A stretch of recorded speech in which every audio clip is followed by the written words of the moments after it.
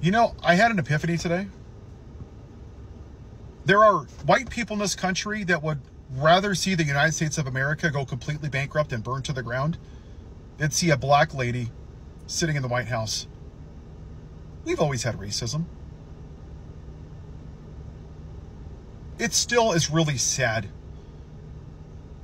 The one good thing that came out of this last election was that we now know in our friends and family who is fine with racism and the patriarchy and the bigotry.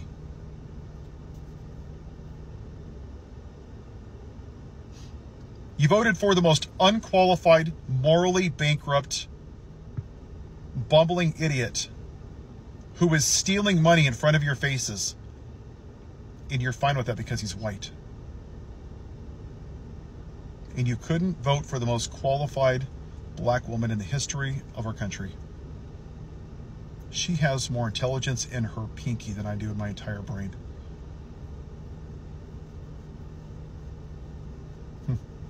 249 years, we still haven't voted for a woman.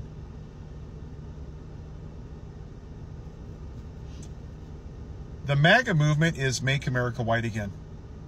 They see the white majority in the United States of America going away, and they're going to fight like hell to try to maintain it. They're going to fight, and they're going to fight, and they're going to fight, and they're going to push back. And the reason that we're still having these conversations is because enough people that look like me haven't been saying what I'm saying right now, because we sat on our asses and did nothing during the Civil Rights Movement, during Jim Crow, during segregation, during internment camps for Asian Americans. Doesn't affect me. I'm good. If you look like me right now, in this point in time, and you're still going to hide behind your privilege because your family member wasn't snatched up by an ICE member, because your family wasn't redlined, because your family wasn't picked up at night for being the wrong skin color, then you're complicit in all of this. I don't give a damn if you like it. I really don't. Silence is complicity. Throughout the history of the world and our country, bad people have gotten away with so many atrocities because good people stood by silently. There are a lot more of us than them. And these senators that are going to vote on this bill, this big ugly bill, they created Frankenstein because they ginned up their uneducated white base to say that your version of white America is going away. DEI, CRT, trans people, litter boxes, Dr. Seuss, Mr. Potato Head, Bud Light, Nancy Pelosi, her emails, his laptop. We can spend 3 hours talking about the things that scare you. But the reality is your version of white America is going away, and it scares the hell out of you. Well, that's too damn bad. I shouldn't have privilege, but I do. And I'm choosing to do what's necessary. What we as white people should have done for the last couple hundred years. Use my privilege to say what needs to be said. It doesn't matter if the red team or the blue team sits in that White House. It doesn't matter. It doesn't matter. Because until this issue is resolved, none of this shit matters. None of it. Because that's what we're dealing with right now, is the original sin of the United States of America, white supremacy. It was designed in 1787 by plantation owners that owned black people like cattle, that designed it to benefit 21-year-old land-owning white men. You'll talk about the Second Amendment every day, but you'll be damned if you ever talk about the 3/5 Clause or Jim Crow or segregation, because you don't want to talk about history, actual American history. You want to talk about white history. Only the parts that make you feel like an alpha male. That flag that you worship It's a symbol. You worship it as if it's a religion. But you don't give a damn about the people that the flag represents. I find it rich that every Sunday, you MAGA Pharisees, you fake Christians, go to church with your Joe and the Hill bumper sticker and your F. Joe Biden flag because nothing says, I love Jesus like that. So many people must be turning to God because of you. And you sit in church and you preach, my God is an awesome God, and love thy neighbor as thyself. But you only seem to love thy white neighbor. You voted for the most morally bankrupt white man that's ever walked on the face of this country. But the black woman was just a bridge too far because you didn't like her cackle. You didn't like her health care plan. What, she used complete sentences? She wasn't a bumbling idiot. She was educated. That intimidated you, didn't it? You want to know something interesting? I'm going to say what I'm going to say because it's true. If black women ran this country, we wouldn't be in this shit right now. We wouldn't. We'd be a hell of a lot better off as a country right now if they were. They're smart, they're intelligent, they're powerful, they're strong. And they put up with shit that you and I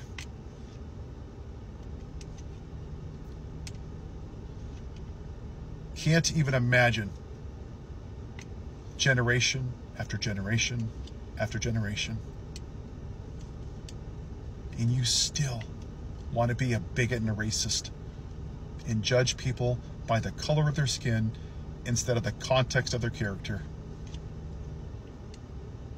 You are the reason that America is not great. You are. Be better. Good morning, good evening, and good afternoon, Africans. I hope you're faring well where you are, and if you ain't faring well, please fare well where you are. It's always good to be fine, and not so good not to be so fine, right? So today I want to introduce to you a term. Maybe you've heard of it, I don't know, but maybe you've heard of it. The term goes by the name multipartism. Multipartism is a concept, a political concept of politics, right? Or of the executive, right?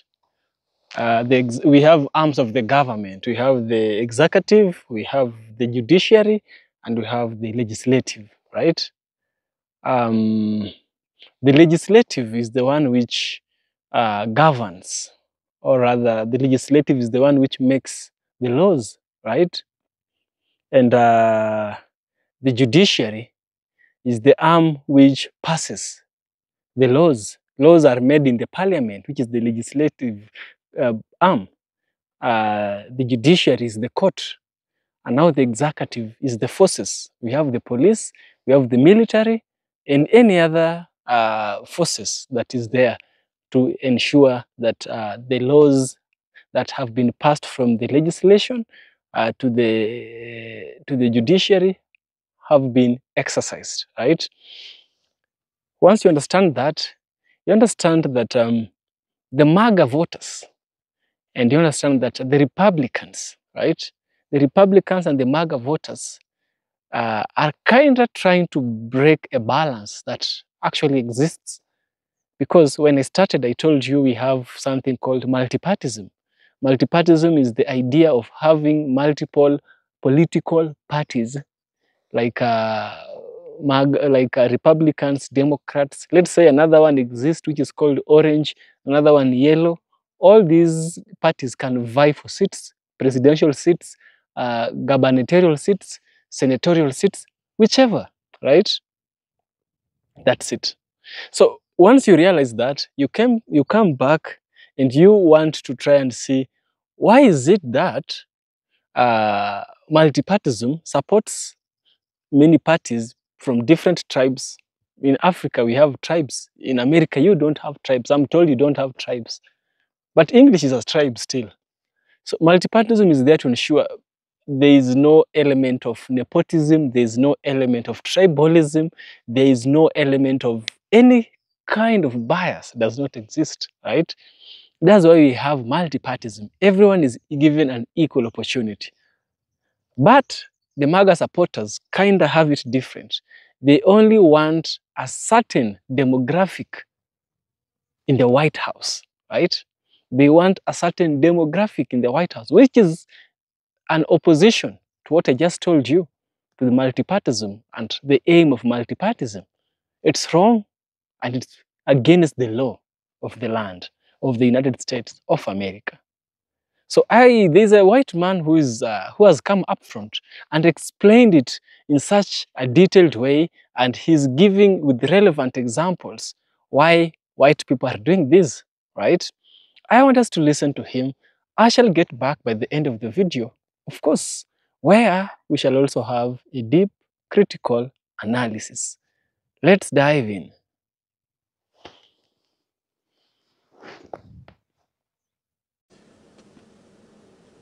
For you people that are sick of these evangelicals, I'm going to say this as a person of faith. I want you to understand. I grew up in a Baptist church. I happen to believe in God. If you don't, you know what? It's okay. I can't prove that God exists, and I know that. That's just my belief system. Believe what you want. But I want you to understand what these people are. They worship an Antichrist. He dislikes the same people they do. He validates their anger and their xenophobia and their racism. He tells them that it's okay. When he calls people's names, they cheer it on. They don't want basic human feelings. Look, go back to the time of Jesus, okay? Look, just look at it. Judas Iscariot was the first MAGA. He simply didn't have a red hat made in China. Who did they want? You could have somebody like this Jesus guy that washed people's feet with his hair, that fed the hungry, that cured the sick, that helped the needy, that taught about compassion and empathy and kindness and compassion. Now mirror that with Bishop Boudet, who asked for compassion and kindness and empathy for the immigrants. And what did these modern day MAGA Pharisees do? They gave her the middle finger and said, you better apologize to our orange Jesus, to our Antichrist, to our king. Going back to 2,000 years ago, who did they choose? That's right, Barabbas. They wanted the insurrectionist, the alpha male. They wanted to own the libs even back then. Because that's who these people are. Some people just want to watch the world burn. Some people are unhappy. And they don't want to see anybody else's perspective because they're ignorant. And the sad reality is, for these MAGA, for a large swath of them, they only want a white male patriarchy. And for those of them that say, we were a Christian nation, really? Was it slavery? Was it Jim Crow? Was it segregation? When women were treated like second-class citizens? When women couldn't have no-fault divorce? When Asians were in a internment camp? When the founding fathers who owned slaves designed this country for black people? Why wasn't it for a Christian nation that black people couldn't worship in the same church? Sounds like a really Christian nation. But these MAGA Pharisees don't want to admit that because they only want to see their version of white America. In the book of Isaiah, they asked Isaiah for a king. God said no. A second time, they asked him for a king. He said no. The third time, he said, okay, be careful what you asked for. And for all of you MAGA that come up here, your judgment will come. You can come up here and say, repent to Jesus, God knows, oh, judgment day. You wouldn't know Jesus if he showed up at your front door with the cross. You would probably put him back up on the cross in your backyard, or you would deport him in the name of God, because that's who you are. And you go to church for 1 hour a week, and you pretend to be something you're not. And you read a Bible with no wisdom, with no understanding, and no interpretation from the Holy Spirit, because you're Pharisees. and you go to church with your Joe in the Home bumper sticker and your F. Joe Biden flag, and you have American flags in your church, there's no Jesus there. God's not there. He's void in your hearts. And do you want to know why? Because Jesus would overturn your tables in your church, in your white Christian nationalist church. What your church stands for is the exact opposite of what Jesus taught. Do you know why? Because what you value is what is Caesar's. Jesus said, give unto Caesar what is Caesar's. And why did you vote for the white plantation owner, the convicted felon who mistreats women? Because you wanted what was Caesar's. You wanted cheap eggs and cheap gas. Because you traded morality and decency, all the traits that Jesus told us to stand for and said that we should strive to be, for capitalism. Faith without works is dead. By your fruits shall you be judged. Judge thy neighbor fairly. If I see a tree with lemons, it's a lemon tree. If I see a tree with apples, it's an apple tree. Those are judgments based on the fruits. And if I see a tree that is barren of fruit, that is a MAGA evangelical hypocrite, a Pharisee, because you have no fruits. You want to own the libs, you want to demonize the libs, you want to control women's bodies, you want to demonize the immigrants. Anybody that doesn't fit into your white Christian America. Just like Barnabas, or Judas Iscariot did with Jesus. Because that's what this is really about. You simply only care about yourself. Jesus was the most selfless person that ever walked on this earth, in my opinion. You can disagree, and that's okay. That's totally cool. But you are the most selfish people on this earth. I don't care if you're gay, trans, lesbian, straight, brown, purple, green, undocumented, documented. I don't care. You're my neighbors. You're not strangers. You're simply neighbors that I've never had the pleasure of meeting. But you're demonizing people that are brown, that maybe have been here for 20 years and never committed a crime, whose documentation is wrong, but you're going to cheer and rejoice and clap and cheer and make videos with your cult hat on because you want law and order, while you voted for a white convicted felon who was liable for SA, who caused an insurrection, who has dinner with white nationalists, who committed tax fraud, who can't even stay faithful to his own wife. But because he's the demographic you want, because he's the king that you want, you don't care. Somehow he gets a pass because nobody's perfect. It's all fake. It's CRT, it's DEI, it's Antifa, it's the radical left, blah, blah, blah, blah, blah. You're empty on the inside. So you blame everybody else for your life. You blame everybody except for the person looking back in the mirror. If Jesus ran against Donald Trump today, MAGA would choose Donald Trump. That's where the party is today. It is a religious cult. MAGA is not a political ideology. It simply wants to control people, and it feels like it's their last-ditch effort to hold on to the white patriarchy. I pray that one day that the Lord allows me to be there on Judgment Day when their orange Jesus is before him with no money, no lawyers, no news, no cult members there, nobody to say that God is fake news. And he has to sit there without his robe on and be judged for what he's done to the people of this country, innocent people, because he wanted to glorify himself so much, and how so many of his children followed him blindly. How they desired and craved the prince of this world. And I'll leave you with this story. In the Old Testament, there was a story about a man named Elijah.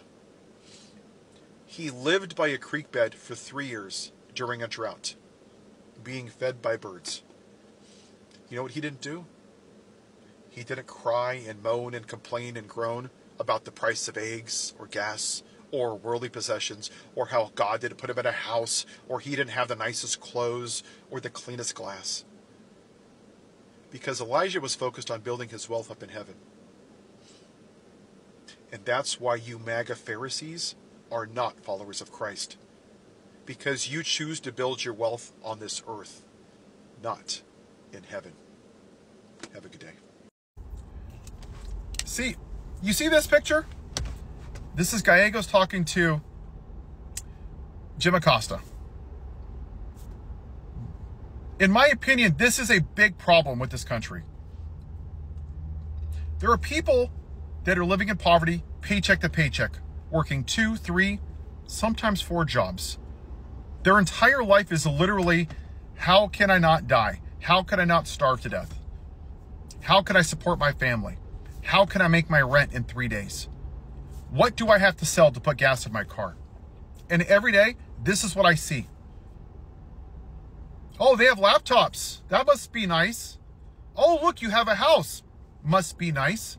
Oh, look, you're in a nice iron shirt in an air-conditioned home. Oh, that must be nice. You probably have a car that allows you to go to the grocery store. That must be nice. See, this is the problem.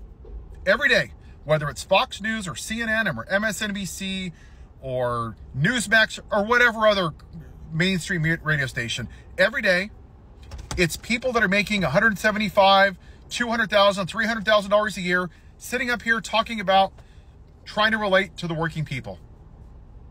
Oh, I know Trump's a criminal. Oh, what did this is? Oh, here's my pearls. Oh, it's so bad. Yeah, we know, Gallegos. We know he's a felon. But what are you going to do about it?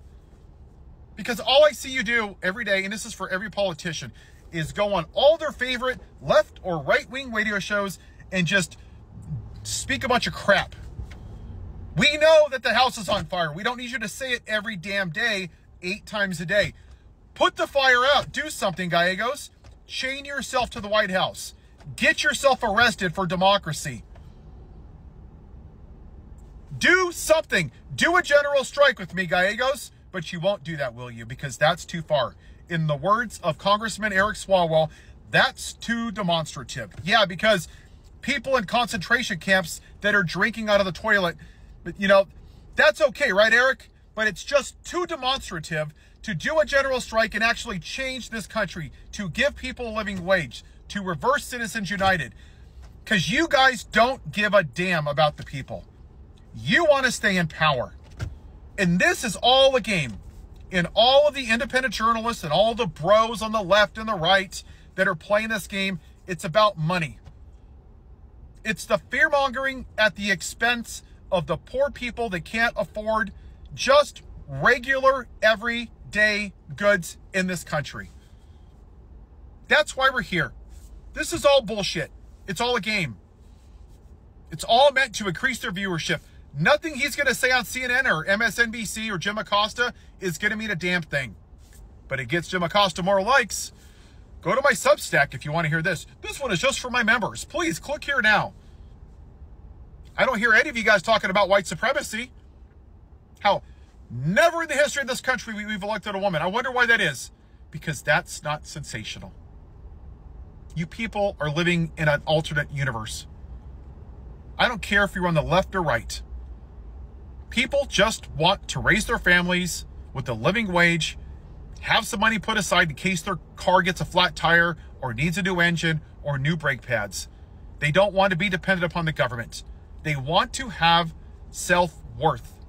That's all they want. And you guys are renaming the goddamn Gulf of Mexico. The Epstein files, the Epstein files. I don't give a damn if my dad's on there. Lock his ass up. You see how easy that is? We're not dealing with serious issues right now. We're dealing with this crap because it's tantalizing. And then it was the P. Diddy trials. Who gives a shit about P. Diddy? I don't give a fuck about him. You know, he doesn't help my life. I don't know him. He don't know me. Lock his ass up. Don't lock his ass up. I don't care.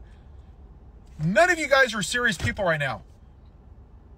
And now Congress is in recess because you want to cover men that did very, very horrible, evil atrocities to children, to minors. But hey, Gallegos, good luck on your interview with Acosta. I'm sure it's going to be life-shattering, and I'm sure it's really going to change the course of this country. So, gentlemen and ladies, after clearly listening to all this which has been said by the white people, right? The white man and the others. One thing stays in my mind, and I'm reminded, even when I was listening to all this story, I was reminded of a story by, it's not even a fictional, it's a true story of a man by the name John Brown, a man with whom, depending with whom you ask, people had different opinions of him, right?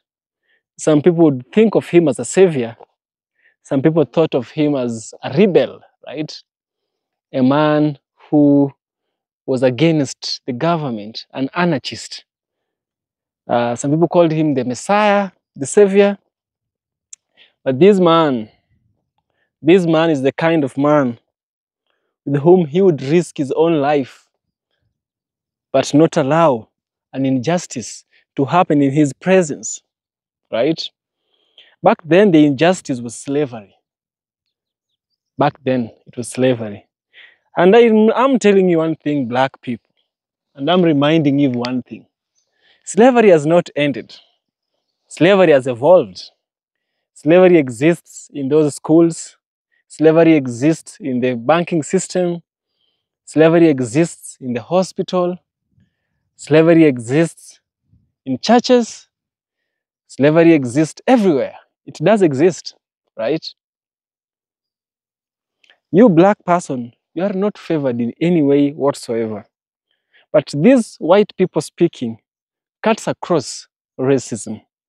The problem of Trumpism, or rather the problem that as addressed by the individual, is that which is affecting both black and white and Hispanic and Cubans.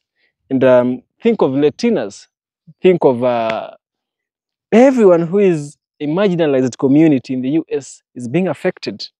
But why? Because some people somewhere are biased. Some people somewhere do not want to see other communities, or rather they do. In Africa, we have tribes, right? In Africa, we have tribes. In America, I don't know what we have. Is it tribes or is it nations? I don't know. But let's say in Kenya, we have 47 tribes. I myself, I come from a Nilotic tribe called Luo, right? But I still have some mixed ancestry that goes all the way to Rwanda. Yes, a small percentage. Now, we have tribes in Africa. In the US, we don't have tribes. In Africa, we suffer with a problem of tribalism, right? We suffer tribalism in Africa. In Kenya, we suffer tribalism. We suffer nepotism, we suffer favoritism, we suffer many of these, right?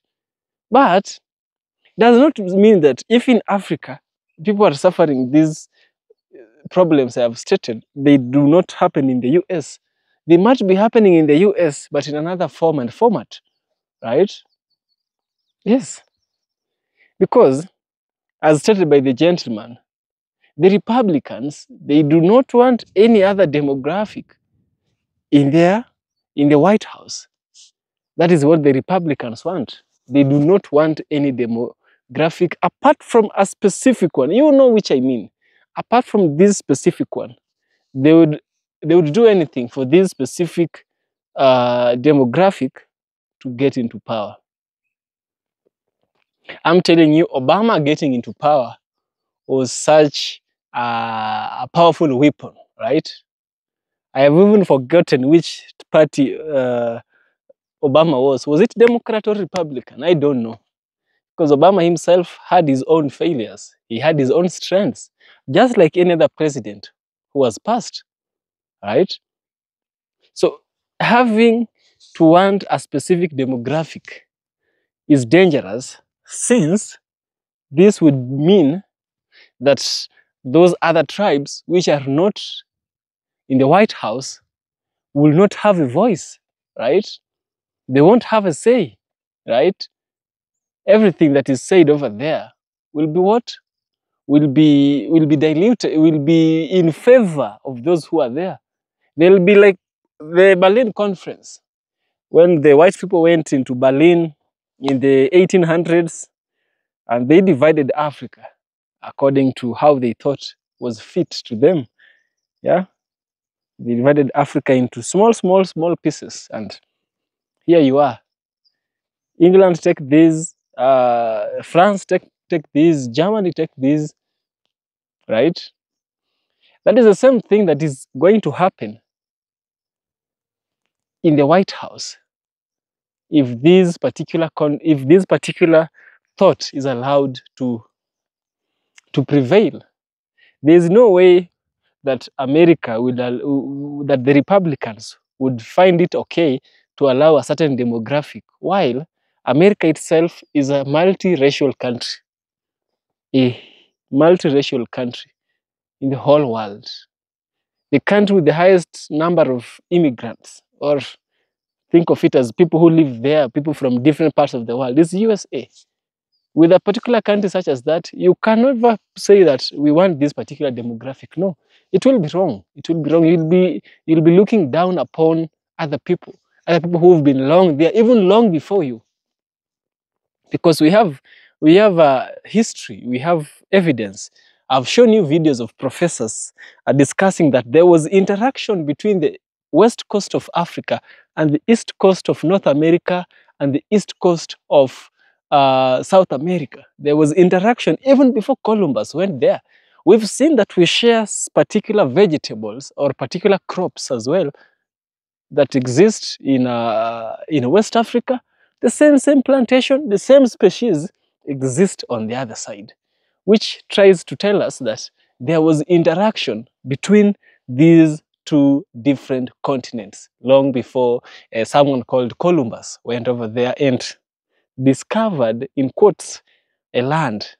You can't discover a land with people. No.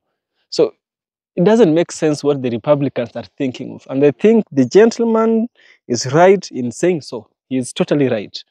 And everyone in the video is totally right by sharing their opinion. America is a multiracial country.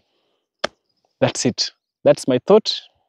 Share with me your thought. I'd really love to hear what you have to say on the comment section. Share kindly. Your thoughts really matter. And also, if you find value in what I do, subscribe. It really helps me. It cheers me up to bring you more videos, right? Support me on Patreon. Thank you a lot for those who have subscribed and those who have supported me there by, a donation. Donations really help.